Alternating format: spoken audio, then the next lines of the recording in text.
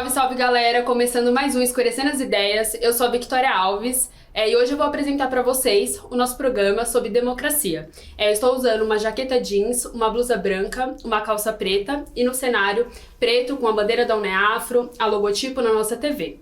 E hoje a gente traz um convidado muito especial, que é o Wellington Lopes, e ele vai contar um pouco pra gente sobre sua trajetória, sobre o tema democracia, que é o foco de hoje.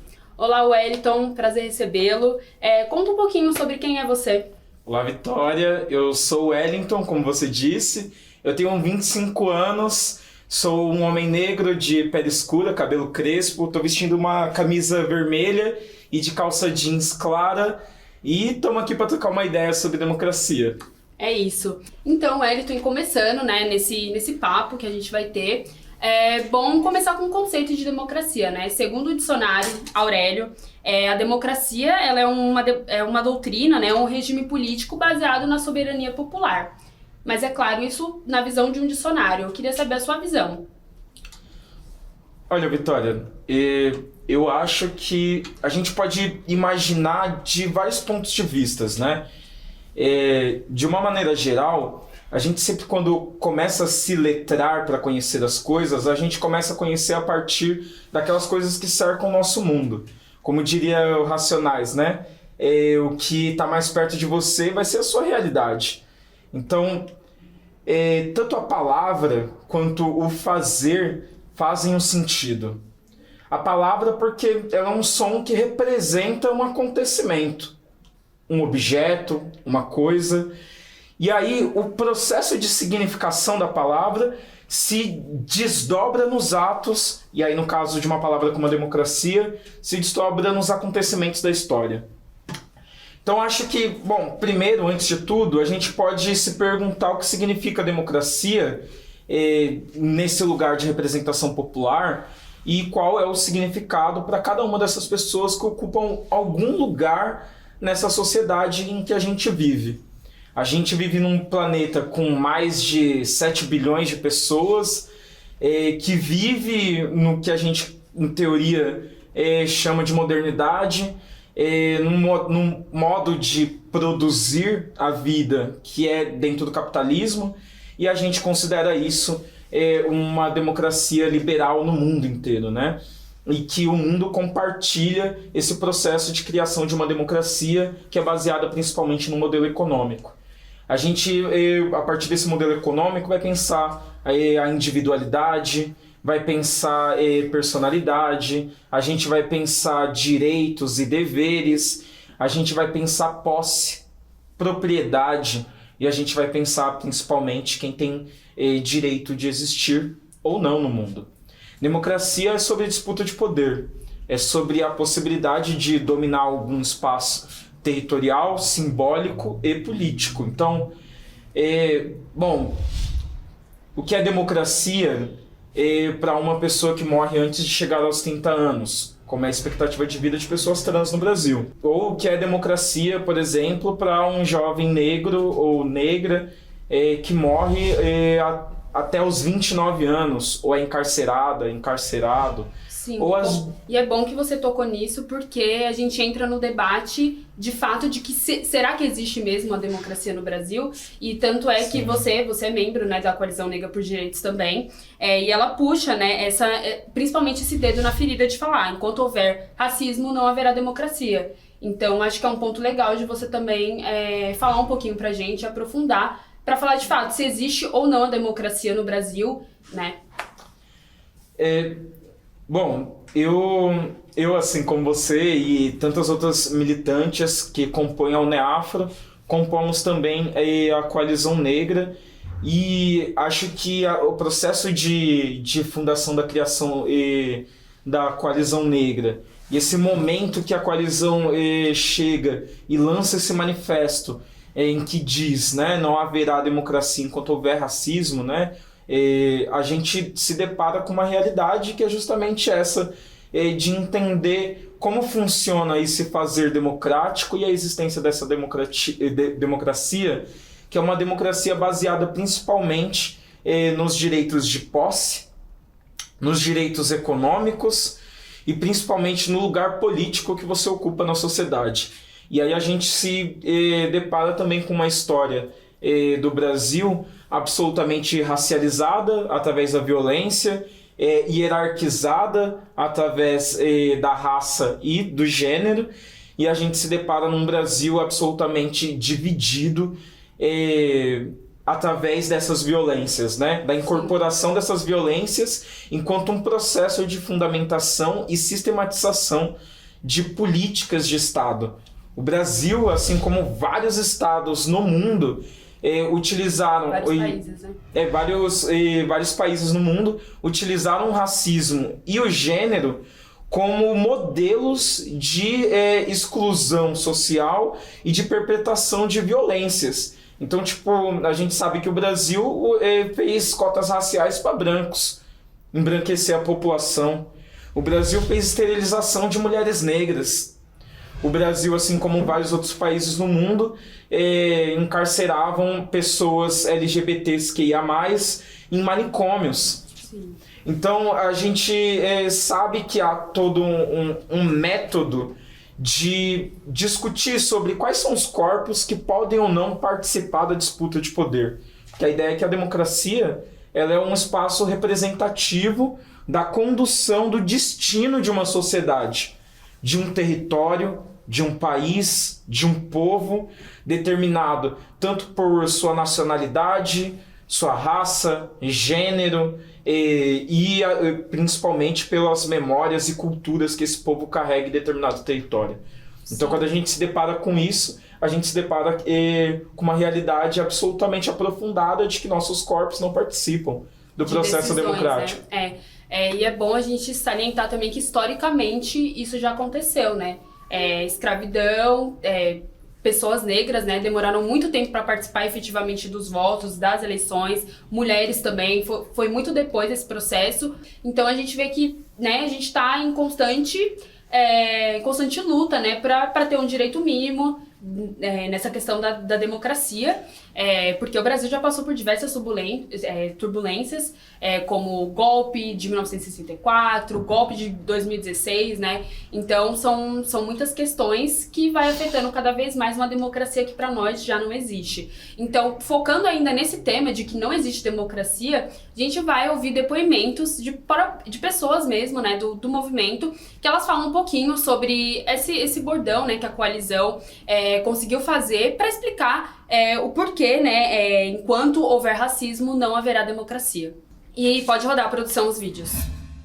Bom, democracia é um desejo, é um valor e é uma realidade, é uma vivência, uma experiência que o povo brasileiro como um todo ainda não experimentou, né? Por um lado, a gente tem uma ampla maioria, né, que a gente pode chamar de setores populares, trabalhadoras e trabalhadores, né, setores compostos por famílias que não detêm poder econômico, que não detiveram herança e que, na sua maioria, são descendentes de povos que foram historicamente absolutamente violentados, né? Eu estou falando aqui dos povos indígenas e da população negra, né, descendente dos africanos trazidos por 350 anos à força, o trabalho compulsório escravizado e que conformou maioria populacional desde sempre,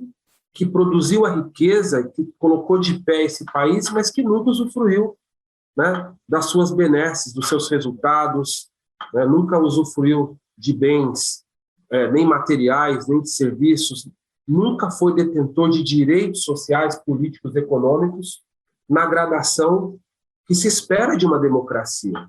Por outro lado, a gente tem uma minoria que detém poder histórico, que é descendente daqueles que colonizaram e daqueles que enriqueceram pós-escravidão mercantil, daqueles que enriqueceram a partir do lobby, a partir da ocupação dos espaços de poder, das políticas de interesse.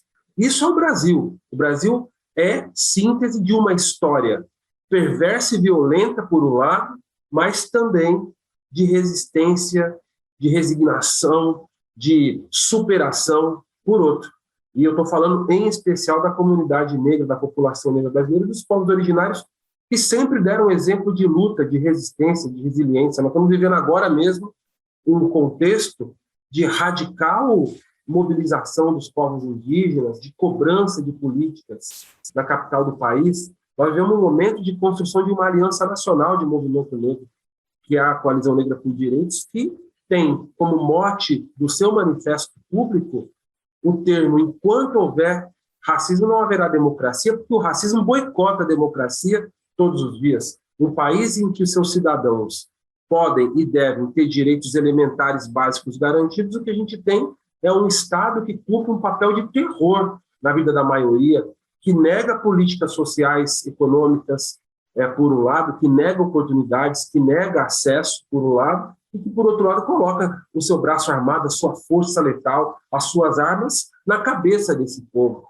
que assassina todos os dias parte dessa população, que aprisiona milhares, inclusive sem julgamento, né, com prévia condenação por conta da sua origem, do bairro onde mora, do seu CEP, dos seus valores culturais, ancestrais, religiosos, da sua pele. Então, isso é o Brasil. É um país que não experimentou democracia, que tem na democracia muito mais um desejo. E que, para atingir esse desejo, a gente tem que superar barreiras que são fundamentais. A principal delas é romper com os grilhões que nos mantêm amarrados com o pé, né, com uma bola de ferro no pé da história, vinculando a gente a esse passado escravocrata, reproduzindo essa realidade no Brasil de hoje.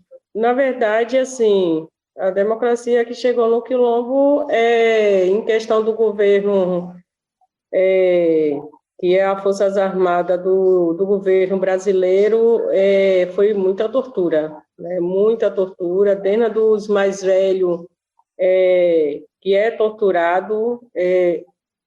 Quando os militares da Marinha de Guerra do Brasil chegou na nossa comunidade, invadindo a nossa comunidade para poder fazer a vila militar, teve mais de 150 famílias que foi expulso, né? Foi expulso do território e torturado. Teve algumas famílias que foi assassinado e assim, é difícil, sabe? As nossas casas sendo queimadas, derrubadas, casa de farinha, terreiro, e os nossos plantios destruídos completamente.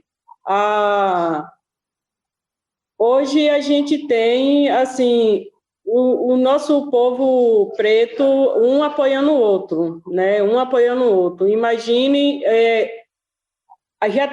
Já é difícil para nós.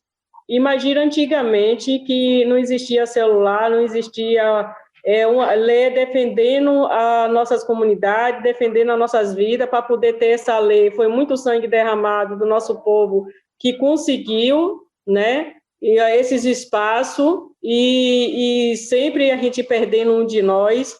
Mas imagina antigamente que não tinha nada disso, né? E nossos velhinhos aí foi tombado aí na luta, e hoje a gente está aqui, agradece a Deus em primeiro lugar, tudo aquilo que a gente acredita e a luta dos mais velhos. A gente só vence se cada vez mais a gente se unir, né? E a união faz a força, né? E a gente está aqui hoje, agradece a luta dos mais velhos, Deus em primeiro lugar e tudo aquilo que a gente acredita, e a união, porque a união faz a força, e cada vez mais a gente dá as mãos a um outro e fortalecer as comunidades. Que eu vou dar um exemplo, a gente hoje a gente tem a internet dentro da comunidade pela primeira vez em 2021, através da ENIAFO.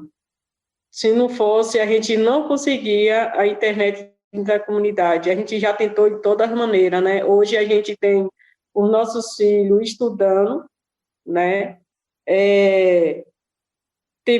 Tem alguns jovens nas faculdades que, pela primeira vez, em 2019 para 2021, a gente conseguiu 5 jovens na faculdade, e isso vai ficar para a história.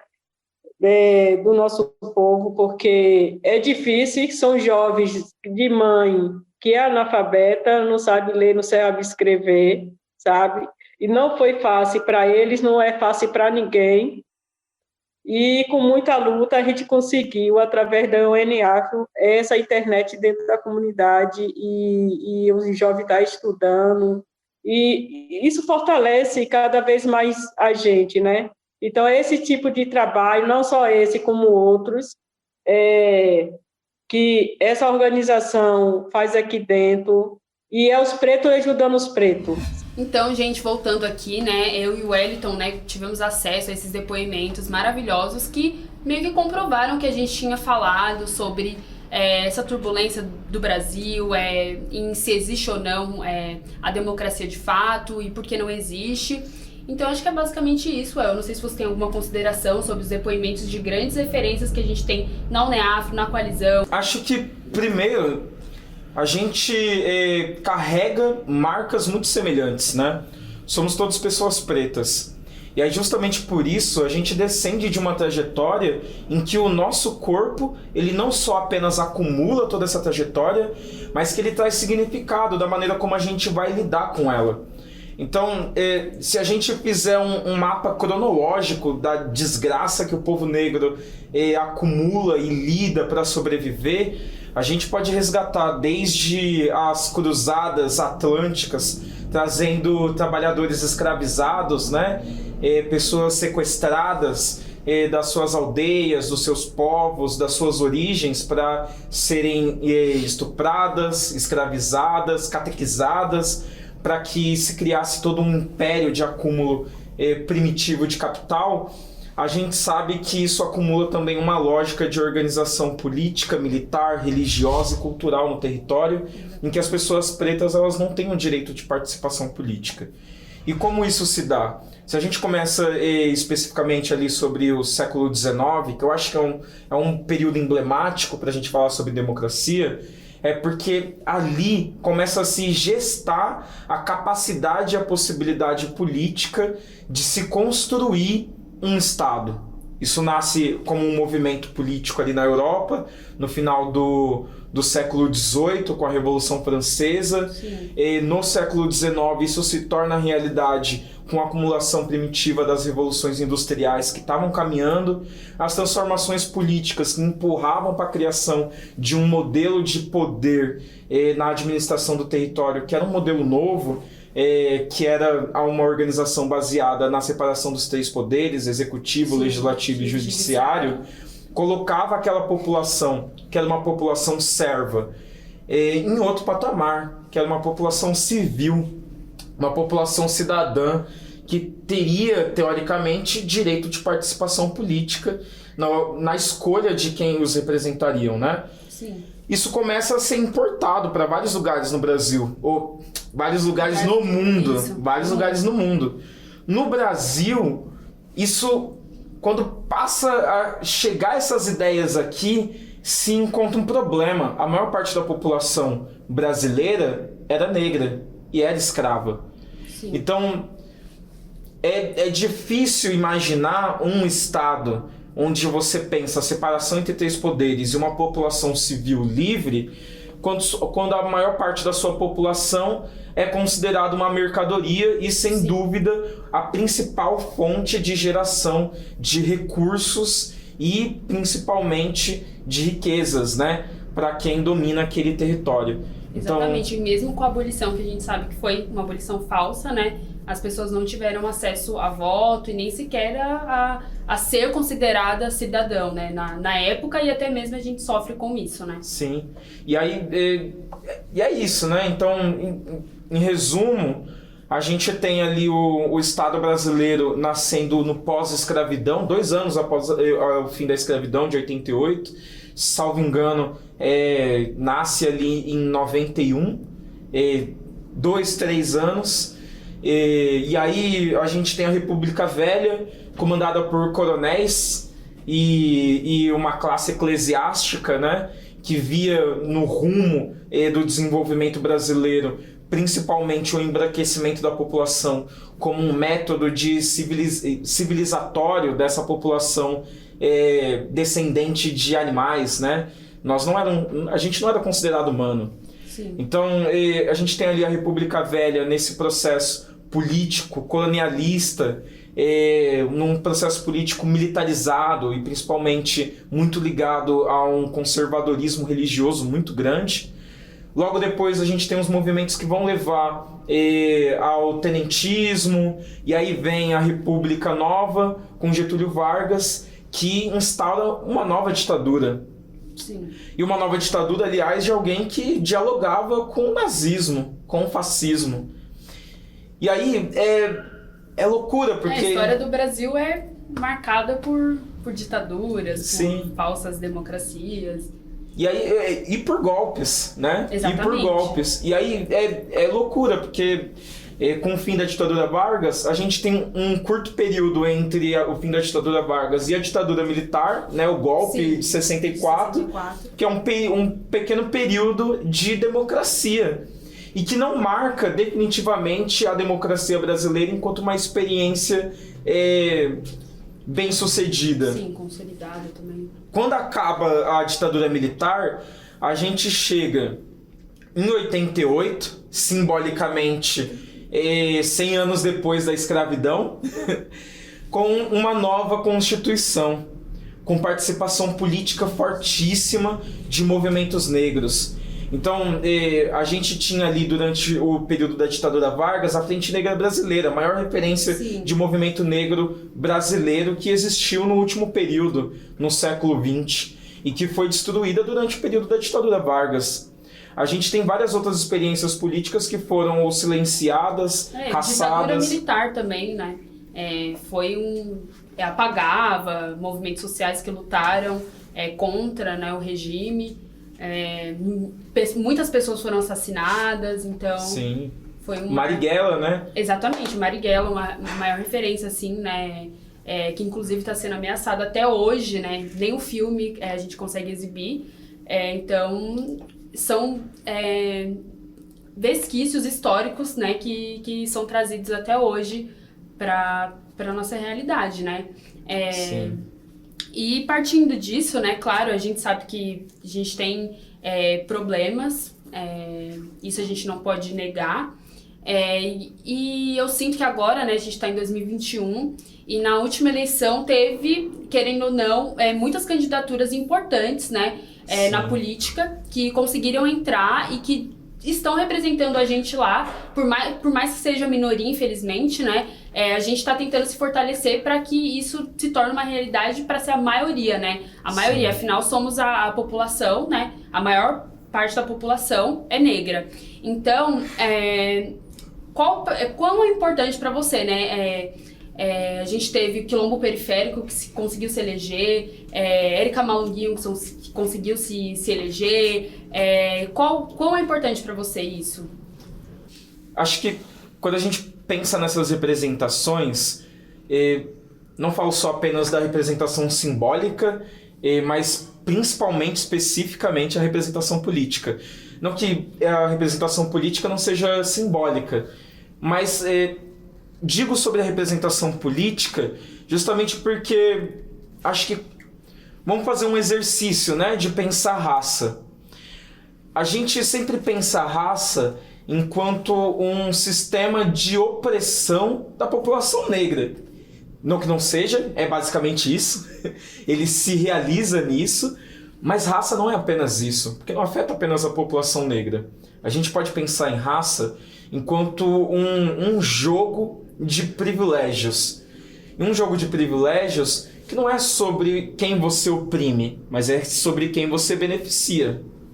Então, se a gente tem mais de 54% da população brasileira sendo uma população negra, e a gente não tem essas mesmas representações com paridade em espaços políticos, por que e como isso acontece?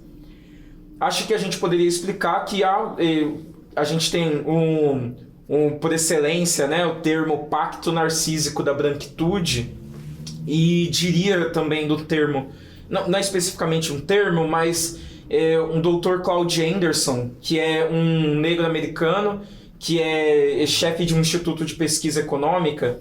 Ele vai descrever o racismo enquanto uma relação de poder em que brancos privilegiam outros brancos em detrimento de qualquer outras raças. E aí, o racismo ele funciona enquanto um sistema de privilégio, benefício e relações mútuas de bem-estar e garantia de bem viver entre semelhantes que pertencem a uma raça. Por que temos poucas pessoas negras? Porque quando eles, e aí no caso, pessoas brancas, atuam no benefício de privilegiar os seus semelhantes, eles atuam de uma maneira perversa, aí agem com racismo, que é promovendo pouco espaço para que pessoas negras possam atuar com liberdade representando seus grupos de origem. Isso Sim, trazendo pautas, autonomia dentro do partido ou da organização que ela esteja, né? Sim, isso acontece com pessoas indígenas, com pessoas LGBTQIA+, e aí com mulheres. Isso vai acontecer, se reproduzir em vários outros espaços, porque esse sistema de benefício, ele funciona enquanto um sistema de relação mútua, de grupo, em que você sempre enxerga o outro enquanto um inimigo permanente da realização de você enquanto indivíduo. Então, imagina que essa lógica ela é tão perversa que se reproduz em várias instâncias da organização política e de poder. Então, representações como o Quilombo Periférico, com Elaine Mineiro, com a Samara Sostenes, com o Eric Ovelha, com Alex, com Débora e com, que é jovem, né? Que é jovem, mulher, negra, lésbica, e com tantas outras pessoas de outros espaços políticos que são importantes, como, por exemplo, a Érica Malunguinho, a Érica Hilton, Talíria Petroni, a Marielle Franco, assassinada por uma milícia amiga do presidente, vizinha do presidente também, aliás. A gente está falando sobre não apenas pessoas que morrem porque se posicionam politicamente, mas porque são pessoas que se posicionam representando sua comunidade de origem. E fazendo denúncias contra essas pessoas que fazem tão mal, né, para nós negros. Sim. Como foi o caso da Marielle, né? Sabe uma que coisa? criticava encarceramento de jovens. Eu não acredito que eles têm medo da denúncia. A denúncia não assusta eles. O medo deles é que a gente ganhando, crescendo e ocupando espaços que antes eram majoritariamente ocupados por pessoas brancas. Eles possam se descaracterizar enquanto grupo dominante. É a mesma lógica que funciona com o fascismo, por exemplo. A gente tem aqui no Brasil, desde 88, uma democracia que dura aí... conto 88 porque é quando definitivamente a gente tem uma nova Constituição. Então, a gente tem uma democracia de 33 anos, salvo engano, a conta, não sou de exatas. A gente tem uma democracia curta e que passou por esse período com diversos ataques e com atravancos políticos que o tempo todo resgatam uma memória que não é uma memória nossa enquanto povo, né? Enquanto população negra, a gente nunca conseguiu socializar a terra. E aí tô falando do outro lado fascista, do outro lado corrupto, do outro lado assassino mesmo, miliciano, do outro lado que odeia a possibilidade de ver mulheres, negros, pessoas LGBTQIA+, e pessoas que definitivamente resgatam na memória deles um todo imaculado. Eles queriam um todo puro, um todo imaculado, uma limpeza racial. A gente lembra isso para eles. Quando eles nos veem, eles veem no espelho a imagem da derrota. Eles gostariam que todos nós estivéssemos mortos. Sim. Então, essa trajetória de 88 para cá, e aí principalmente nesses últimos anos que a gente tem de governo do PT, por exemplo, a gente teve um avanço, não diria só do governo do PT, mas por exemplo o PSDB também, ou mesmo Itamar Franco ainda antes, mas que se tem avanços de pautas raciais fundamentais que foram conquistadas pela população negra, pela população indígena, pelos movimentos sociais. A gente tem, por exemplo, o movimento de PCDs, de pessoas com deficiência que tiveram conquistas fundamentais na década de 90. A gente tem a Declaração de Salamanca, que versa sobre direitos de pessoas com deficiência. A gente tem a Conferência de Durban, que fala sobre reparação histórica para populações negras que sofreram com a escravidão. A gente tem uma diversidade de experiências durante a democracia que o Brasil participou ativamente.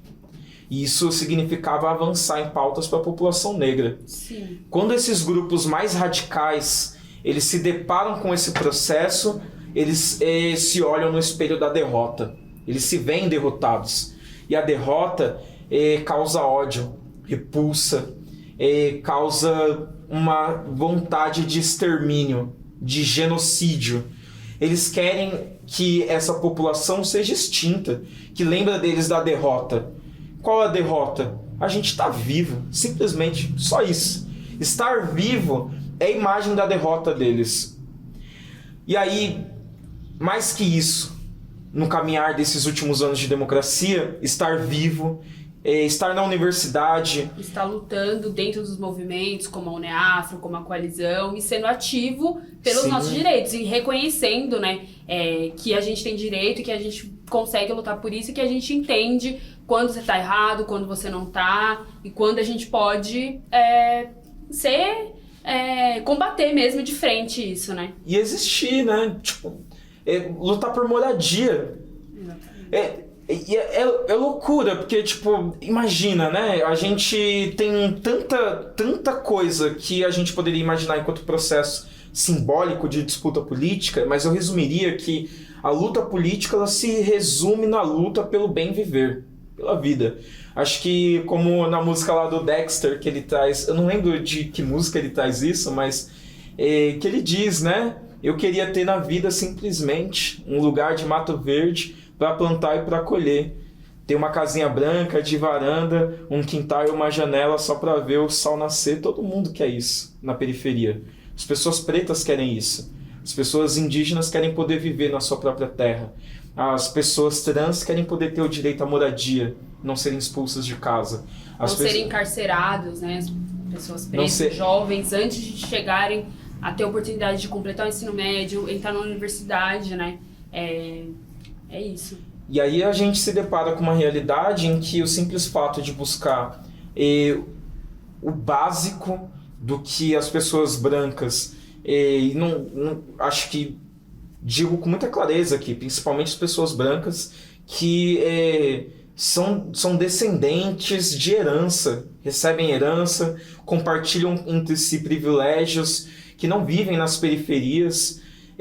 Mesmo as pessoas brancas nas periferias, elas não lidam com racismo. Elas né? não lidam com racismo, lidam com um sistema perverso, capitalista, que hierarquiza, disputa entre nós a sobrevivência, mas ainda assim conseguem encontrar de alguma maneira, não digo com muita clareza... 100% eficaz, né, e igualitária. Porque a gente sabe que as pessoas nas periferias, elas vivem problemas muito parecidos. Sim. Não necessariamente iguais, porque nós somos pessoas diferentes.